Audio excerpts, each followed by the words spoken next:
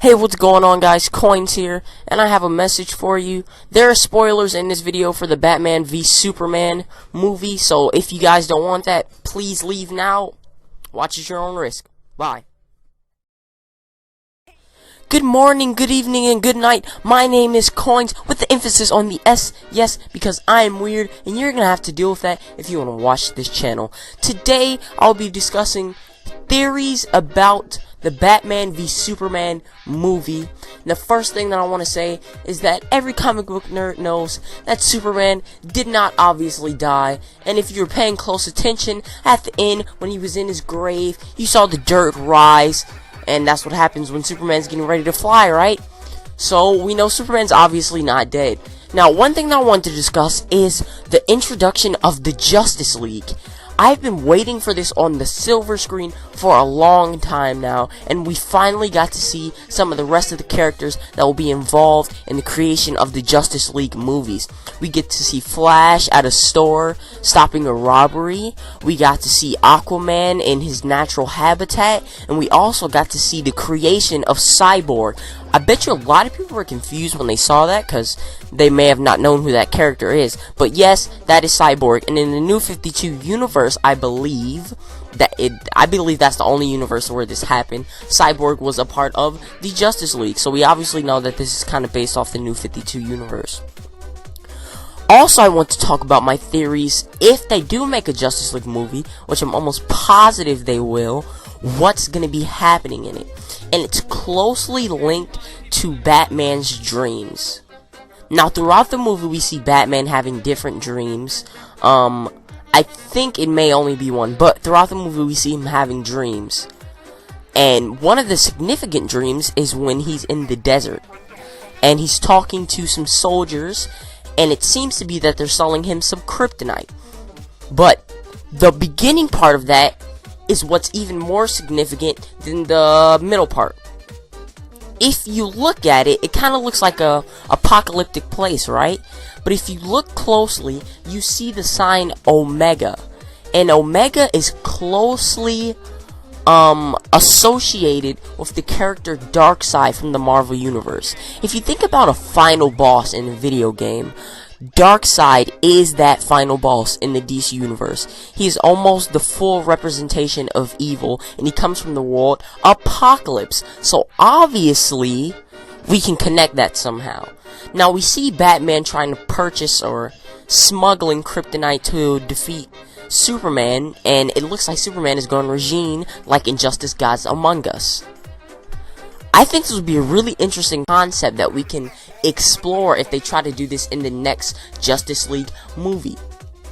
What was also cool is that they had, after he woke up from that dream, because he had the dream, and I can also link this to Darkseid because of the minions that come down. The minions are like these flying winged things, and those are actually how his minions look in the comic books. So I was quickly able to link that to Darkseid. And what I found cool about this is that when we saw a little bit later after he woke up, he was still in a dream. And what happened, or a dream, or a vision or something, and we see someone come through a blue portal in a metal suit and lift it up. Now, here's what I think. My theory is that's the Flash, because we know the Flash has enough speed to travel through time, and he could possibly be warning them about something, right?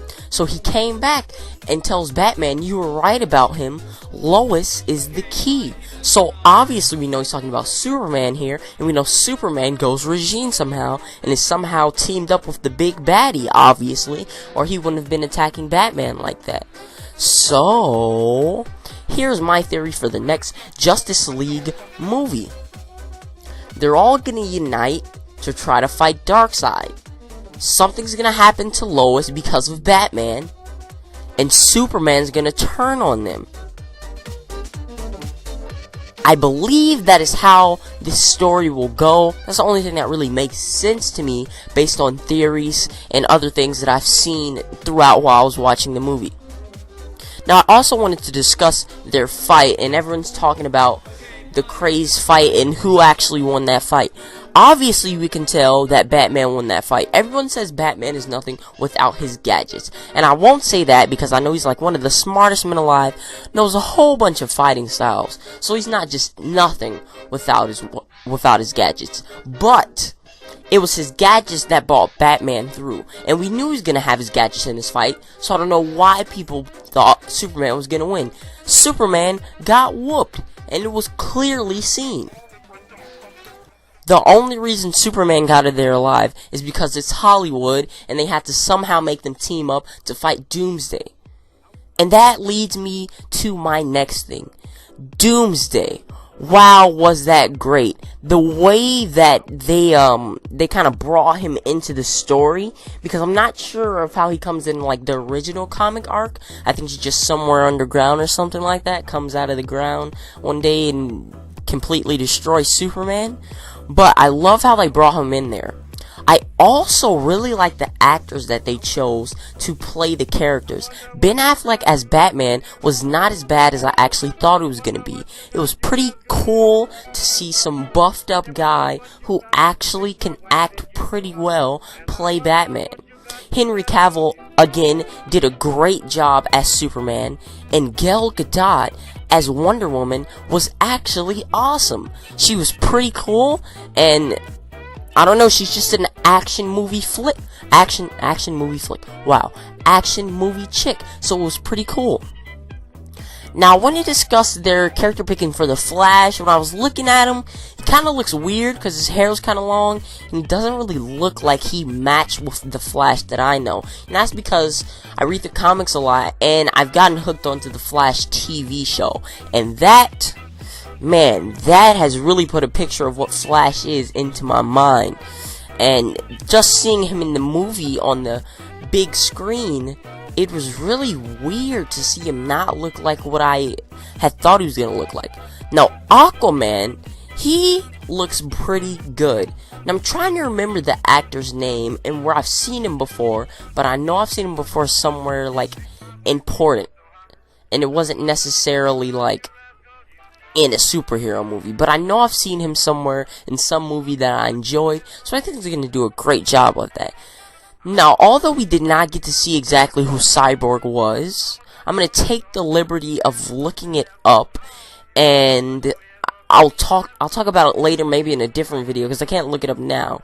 But I don't know, we can't really tell if he's going to be a good actor or not. We don't even know if they've casted an actor for him, but I know that they got his origin story down great, and it looks like when he was starting to get put together, his costume was going to be awesome. I'm going to try to find some concept art, and I might discuss that maybe in a later video, because this is going to become a series. I am going to be doing CoinS talks, as you can see. That was my last video, and this one is the same. And I know it's kind of weird to be seeing me play Marvel Contest of Champions while talking about the DC Universe. You're just going to have to deal with it. Like I said, I'm weird. If you guys also want me to continue this series with Marvel Contest Champions... What? Marvel Contest Champions? Marvel's... I don't know. I forgot the name of it. But if you want me to continue a series with this game, please tell me in the comment section below, and I will do just that.